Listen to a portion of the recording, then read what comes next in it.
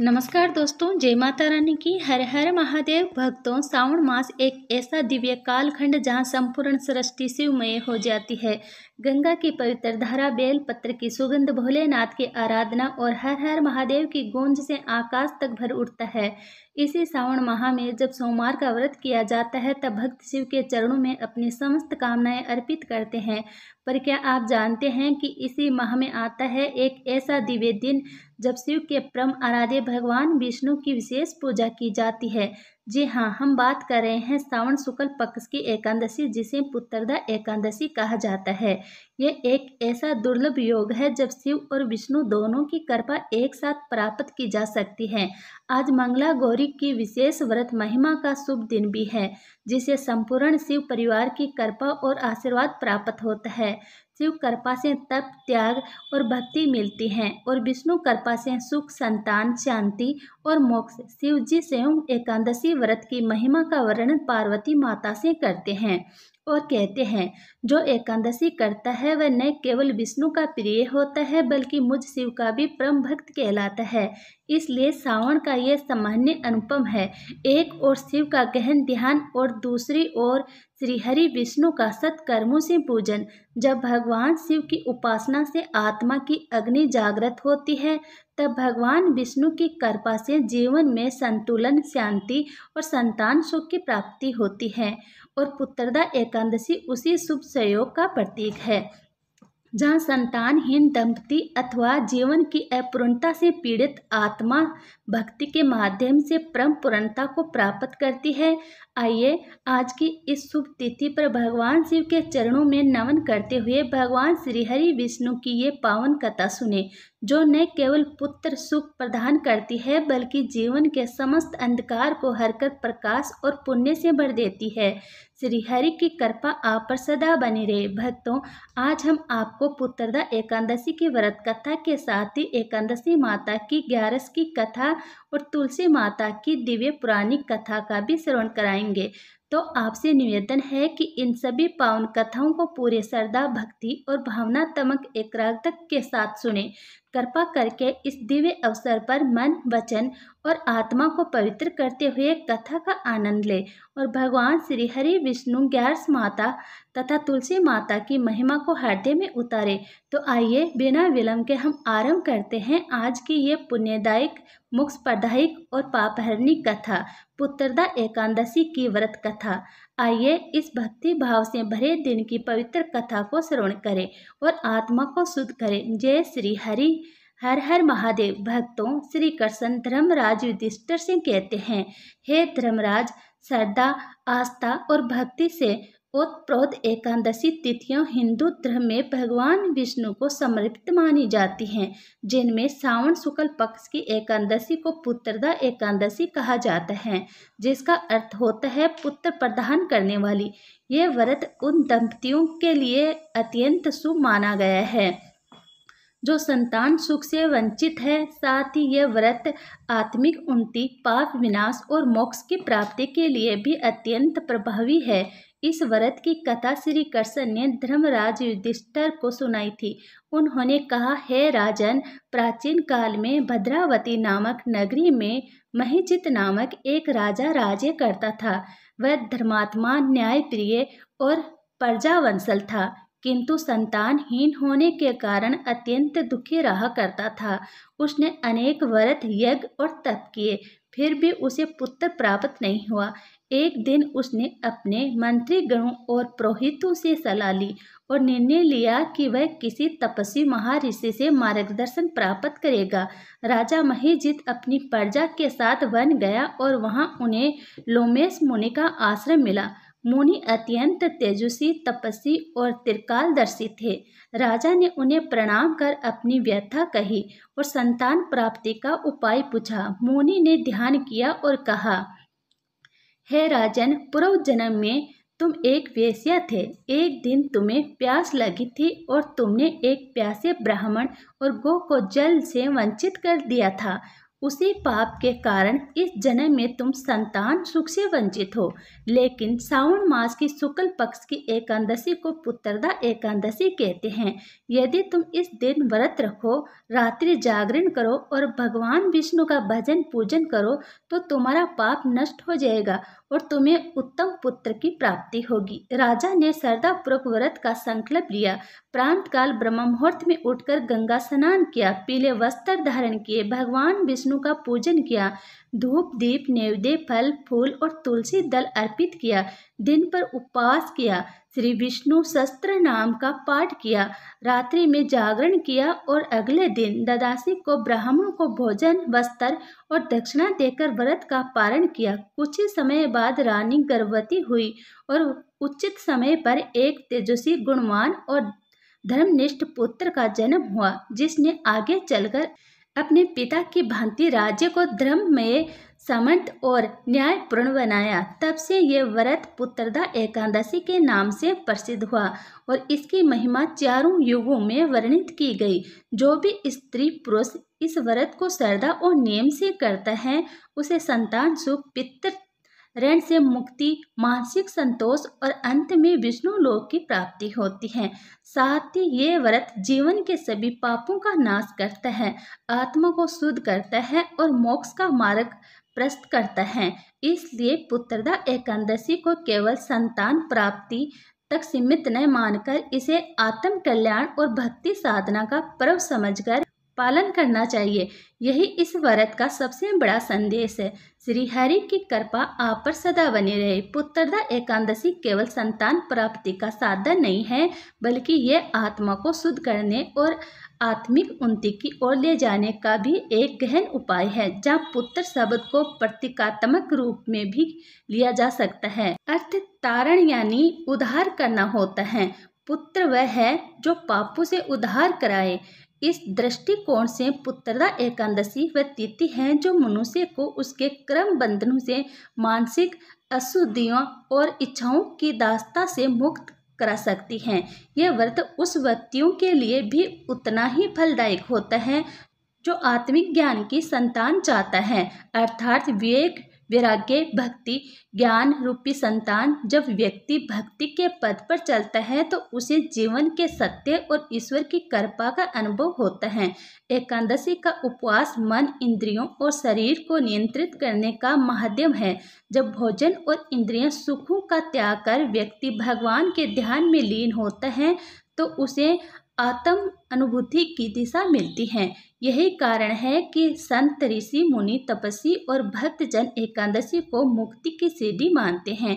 पुत्रदा एकादशी इस आध्यात्मिक उद्देश्य की पूर्ति का भी अद्भुत साधन है। भक्तों, अब आइए सुनते हैं एकादशी की दूसरी कहानी। एक समय की बात है, एक गांव में एक आदमी रहा करता था जिसका नाम विराट था। उसकी नई नई शादी हुई थी। शादी के बाद वह पहली बार अपनी पत्नी को लेने अपने ससुराल जा रहा था। वह अच्छे से नए वस्त्र पहनकर तैयार होकर ससुराल के लिए रवाना होता है। रास्ते में उसने देखा एक तालाब में एक गाय पानी पीने उतरती है। वह गाय अपनी प्यास तो बुझा लेती है, लेकिन तालाब से बाहर नहीं निकल पाती। विराट को वहां देख गाय उसे बोली, अरे मुसाफिर, मुझे इस दलदल से बाहर निकाल दे। विराट बोला, अरे नहीं नहीं गाय माता, मेरे कपड़े गंदे हो जाएंगे, मैं पहली बार अपनी पत्नी को लेने ससुराल जा रहा हूँ। गाय बोली, मूर्ख, आज 11 एकादशी है, तुझे पुण्य फल मिलेगा, मैं तुझे वरदान दूंगी, तेरी 7 पीढ़ियां तर जाएगी। लेकिन विराट नहीं माना। नाराज होकर गाय बोली, अगर तू मुझे नहीं निकालेगा तो मैं तुझे श्राप दे दूंगी, जा, तो अब से 8 पहर बाद गधा बन जाएगा। विराट डर गया और अब गाय से माफी मांगने लगा, लेकिन तब तक गाय तालाब में पूरी तरह डूब गई थी। ये देख विराट उदास हो गया और उदास मन से ही वह ससुराल पहुंचा। जमाई को देखकर ससुराल में सभी बहुत खुश हुए, लेकिन जाते ही उसने रट पकड़ ली, मेरी पत्नी को विदा करा दो, हमें जाना है, हमें अभी अभी जाना है। सभी ने विनती करी, जमाई जी एक दिन तो रुक जाओ, लेकिन वह नहीं माना। तब उसकी पत्नी बोली, सब इतना कह रहे हैं तो आप रुक क्यों नहीं जाते। तब विराट ने उसे श्राप की सारी बात बता दी। तब उसकी पत्नी तुरंत उसके साथ वापस घर की ओर चल दी। 8 पहर के बाद विराट गधा बन जाता है। उसकी पत्नी उसे घर में लेकर बैठी रही। इस तरह कई दिन बीत गए। जब घर में अन्न धन कुछ भी नहीं बचा तो वह अपनी पत्नी से बोला, तुम मुझे लेकर मजदूरी करने चलो। तब वह दोनों नगर के राजा के यहाँ मजदूरी करने पहुंचे। राजा के कुएं की खुदाई का काम चल रहा था। उसकी पत्नी अपने सर पर मिट्टी रखकर मिट्टी फेंकने जाती। सभी मजदूर उसे देखकर बोले, अरे बहन, जब तेरे पास गधा है तो इस पर बोझ रखकर क्यों नहीं ढोती, क्यों बोझ उठाती हो। पर वह कुछ नहीं बोली। दूर से राजा भी ये सब देख रहा था। एक दिन राजा ने उसे पूछा, तुम्हारे पास गधा है तो तुम क्यों उठाती हो। तब वह बोली, महाराज, ये गधा नहीं है, मेरे पति है, इन्हें गाय का श्राप लगा है। उसने राजा को सारी बात बता दी। राजा ने पंडित को बुलाकर इसका हल पूछा। तब वह बोला, राजा जी, इसका एक ही हल है। जिस व्यक्ति ने अपने जीवन काल में 101 ग्यारस करी हो और उसका फल वह इस गधे को दे तो ये मानव बन सकता है। राजा ने पूरी नगरी में ऐलान करवा दिया कि जिसने भी 101 ग्यारस करी हैं, अगर वह अपनी ग्यारस का फल दे देता है तो राजा उसे अपना आधा राज्य दे देंगे। लेकिन पूरी नगरी में कोई भी ऐसा नहीं था जिसने 101 ग्यारस करी हो। किसी ने 10, किसी ने 11 तो किसी ने 21 ग्यारस करी थी। तब बुढ़िया माई आई और बोली, राजा जी, मैंने पूरी 101 ग्यारस करी है। राजा बोला, तुम अपनी ग्यारस इस गधे को दे दो तो मैं तुम्हें मुंह मांगा वरदान दूंगी। बुढ़िया बोली, महाराज, मैं धन लेकर क्या करूंगी, मैं आज हूँ कल नहीं, मैं इसे 100 ग्यारस दे दूंगी, लेकिन एक निर्जला एकादशी को मैं अपने पास रखूंगी। इसे एक निर्जला एकादशी के फल से मुझे मोक्ष की प्राप्ति होगी, मुझे श्री हरि विष्णु की प्राप्ति होगी।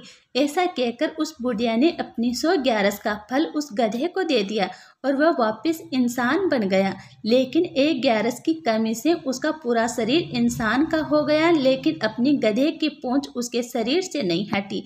श्री हरि की कृपा आप पर सदा बने रहे। दोस्तों, प्राचीन समय की बात है, जब धरती पर धर्म संकट में था, पाप का अंधकार गहराता जा रहा था और अधर्म बलवान हो चुका था। तब देवताओं ने भगवान विष्णु से विनती की, हे श्री हरि, हे जगत पालक, इस त्रिलोक में अधर्म और अत्याचार बढ़ता जा रहा है। असुरों की शक्ति दिन ब दिन बढ़ती जा रही है।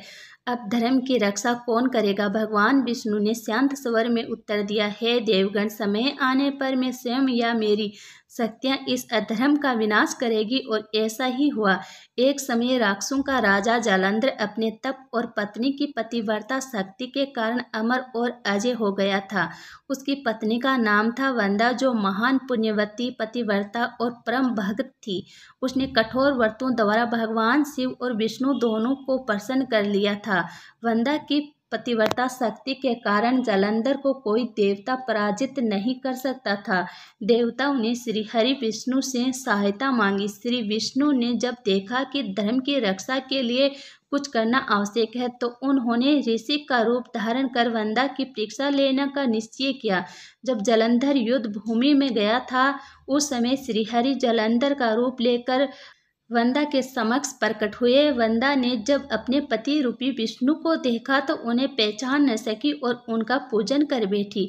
जैसे ही उसने सोचा कि ये मेरे पति है, उसका पतिव्रता धर्म भंग हुआ और उसी क्षण जालंधर की रक्षा छिन्न हो गई और देवताओं ने उसका वध कर दिया।